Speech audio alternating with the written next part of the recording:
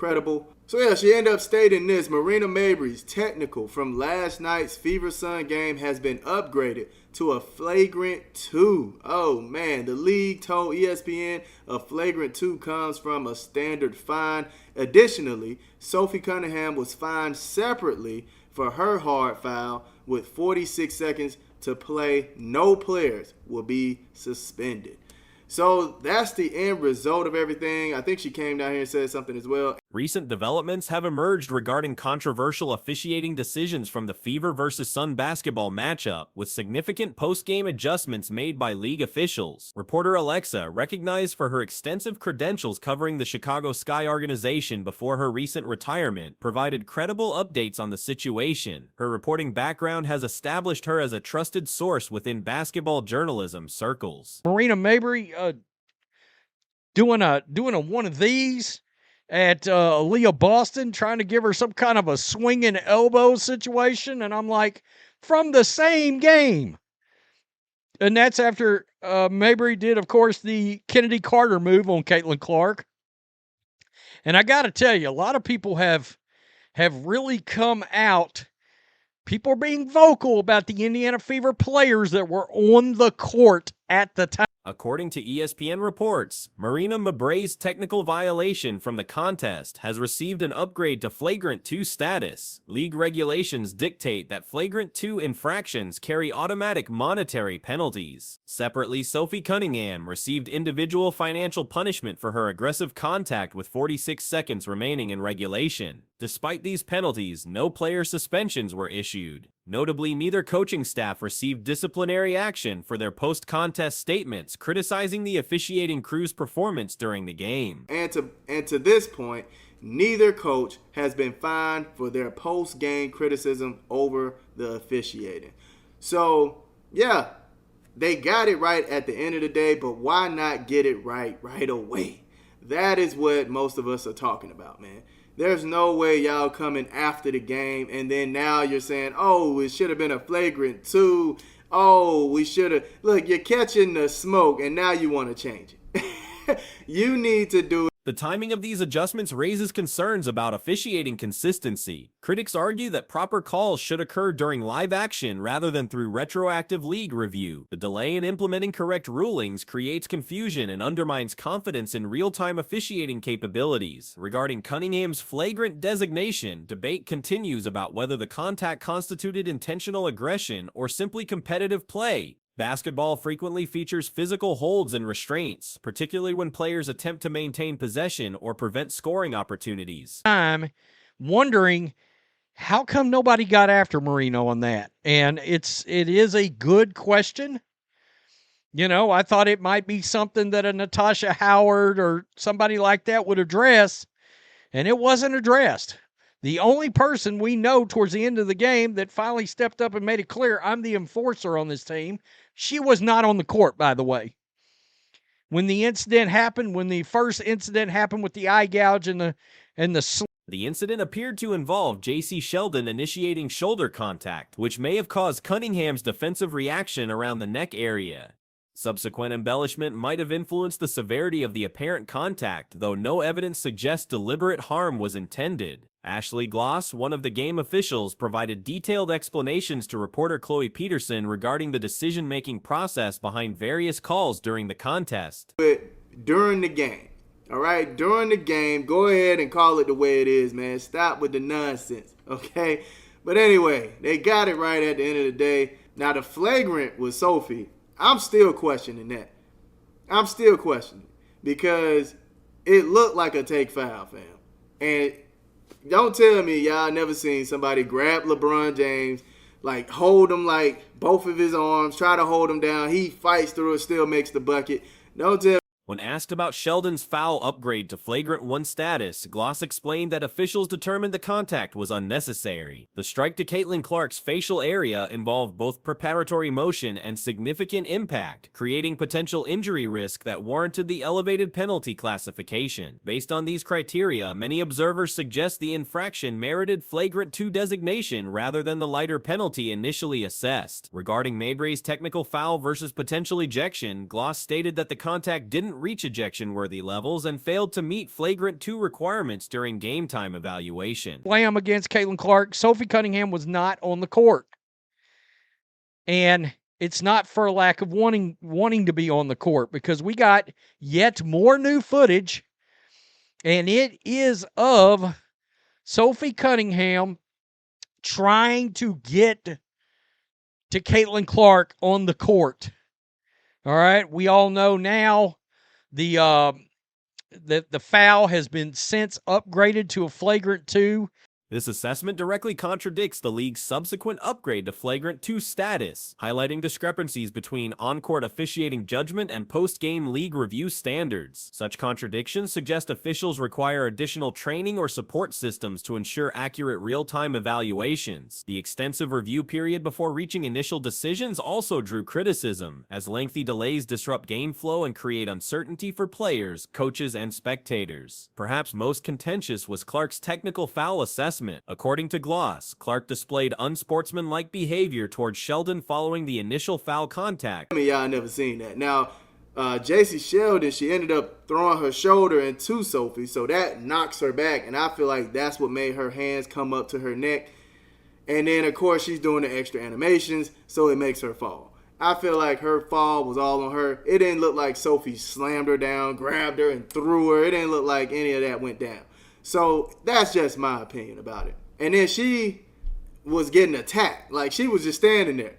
She was standing there. What is she supposed Video review reveals Clark was struck in the eye area and attempting to retreat from the situation. When Sheldon subsequently made chest contact while Clark was recovering her vision, Clark appeared to create defensive space rather than initiate confrontation. The technical foul assessment for this sequence raises questions about players' rights to protect themselves during dead ball situations, particularly when dealing with potential injury effects like impaired vision. These incidents highlight broader officiating challenges within the league. The disconnect between real-time calls and post-game assessments suggests officials need enhanced training or improved communication systems with league headquarters. After those clown referees said that it wasn't, even after the game, WNBA's got such an officiating problem. They need to realize that they've got, now that you've got so many more eyes on you and so many more fans, regular sports fans and basketball fans that do not consume this league, used to watching NBA, used to watching college hoops, now you've got all these new eyes on you, which Professional basketball leagues often utilize instant consultation systems, allowing officials to receive guidance during critical moments. Implementing similar protocols could prevent controversial decisions and reduce the need for retroactive corrections. The current system, where league offices must reverse on-court decisions, undermines officiating authority and creates confusion about penalty standards. Improved training programs and real-time support systems could address these consistency issues. Final disciplinary actions included Madre's upgraded flagrant 2 with accompanying fine, Cunningham's separate financial penalty for late game contact, and no suspensions for any players involved. Coaching staffs avoided punishment despite public criticism of officiating performance. to do? She's protecting herself. She didn't throw hands or anything. She just held her. She didn't punch. She didn't slap, eye gouge. She didn't do any of that. She just held her. All right? So, I don't know, man. That's my opinion on it.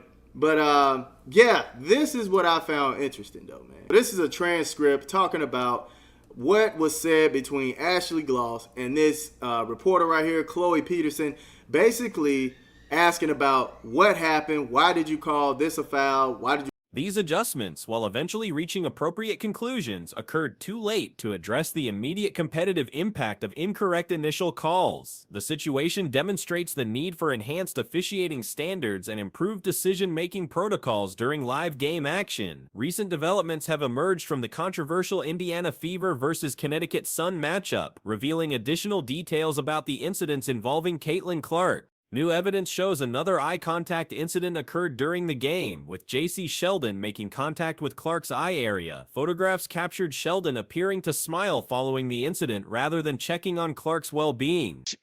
is going to shed very quickly, it has shed a very ugly light onto the officiating problem in this league.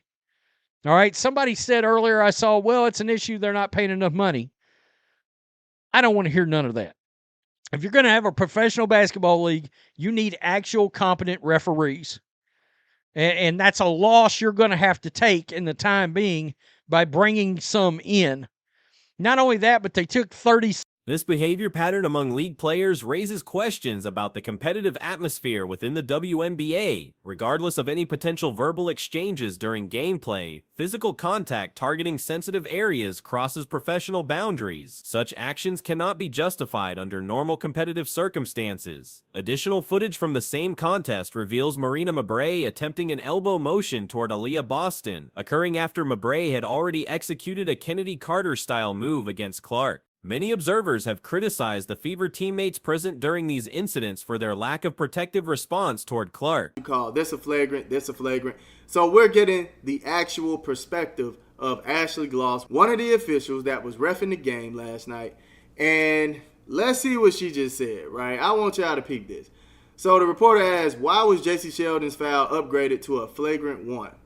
Ashley said, in the judgment of the officials, the foul by Sheldon was unnecessary. The contact to Caitlin Clark's face. Furthermore, there was wind-up and impact. And the Team veterans like Natasha Howard failed to address the aggressive plays immediately. The sole player who eventually demonstrated protective instincts was absent from the court during the initial confrontations. Sophie Cunningham, recognized as the team's enforcer, was not participating when the eye contact and physical incidents occurred. Fresh video evidence shows Cunningham attempting to reach the court area during the altercations. The controversial foul received an upgrade to flagrant 2 status after game officials initially missed the severity. This officiating oversight highlights ongoing referee quality concerns within the WNBA. 7 minutes, it seemed like, trying to figure out what was going on, and they still got it wrong.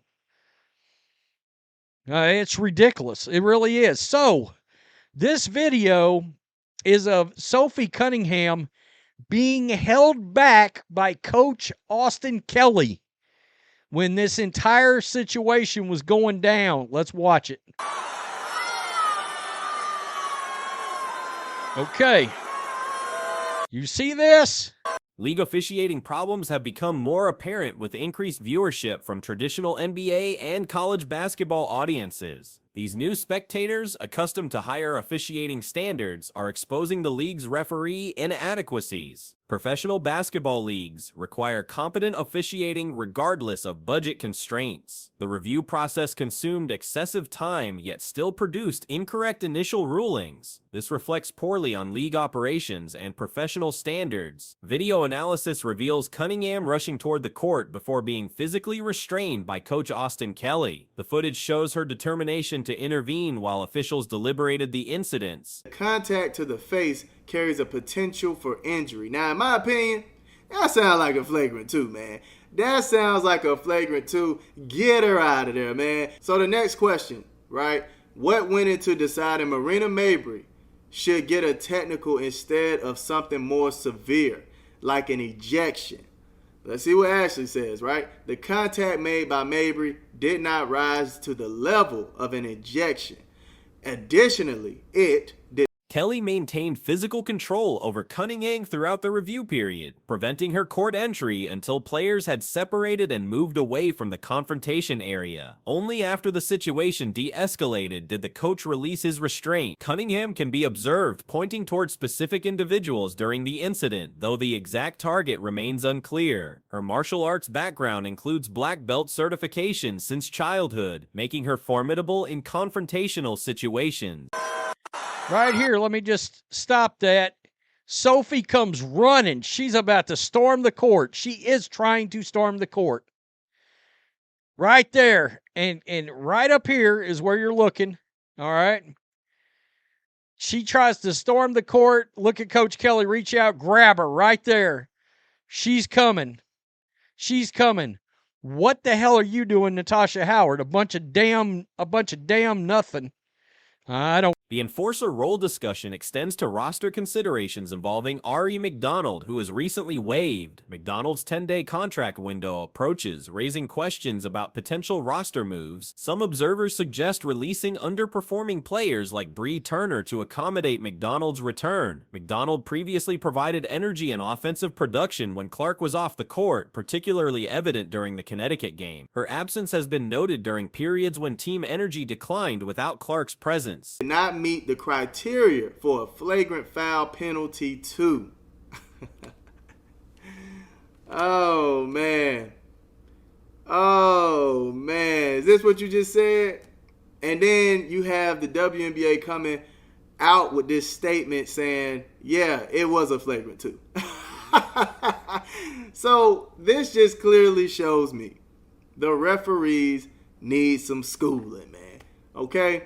They need some schooling. The Fever organization faces decisions regarding roster composition as the McDonald's situation develops. Team management must evaluate whether roster changes align with competitive improvement goals. The incidents highlight broader concerns about player conduct, officiating quality, and team protection dynamics within the WNBA. These elements combine to create challenging situations for rising stars like Clark while testing league professionalism standards. Officiating improvements appear necessary as increased scrutiny reveals systematic problems. The league's growth brings higher expectations for professional conduct both on court and among officials. Love that, folks. I don't. I'm going to keep it real.